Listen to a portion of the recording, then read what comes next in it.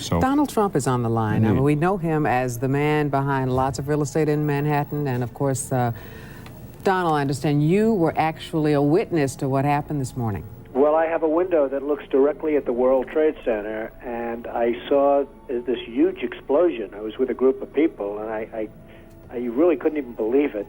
And even, I think, worse than that, for years I've looked right directly at the building. I'd see the Empire State Building in the foreground and the World Trade Center in the background.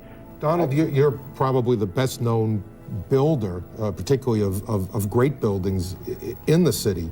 There's a great deal of question about whether or not the damage and the ultimate destruction of the buildings was caused by the airplanes, by architectural defect, or possibly by bombs or aftershocks. Do you have any thoughts on that? Well, it was an architectural defect. You know, the World Trade Center was always known as a very, very strong building. Don't forget, that took a big bomb in the basement. Now, the basement is the most vulnerable place because that's your foundation.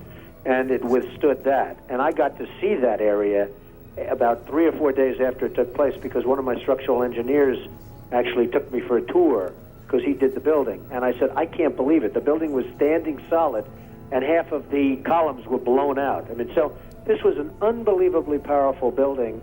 If you know anything about structure, it was one of the first buildings that was built from the outside. The steel, the reason the World Trade Center had such narrow windows is that in between all the windows, you had the steel on the outside. So you had the steel on the outside of the building.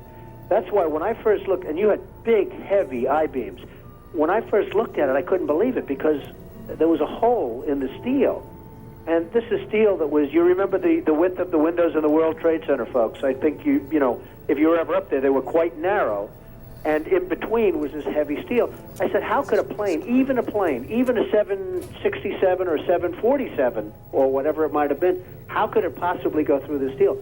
I happen to think that they had not only a plane, but they had bombs that exploded almost simultaneously, because I just can't imagine anything being able to go through that wall. Most buildings are built with the steel is on the inside around the elevator shaft. This one was built from the outside, which is the strongest structure you can have, and it was almost just like a can of soup.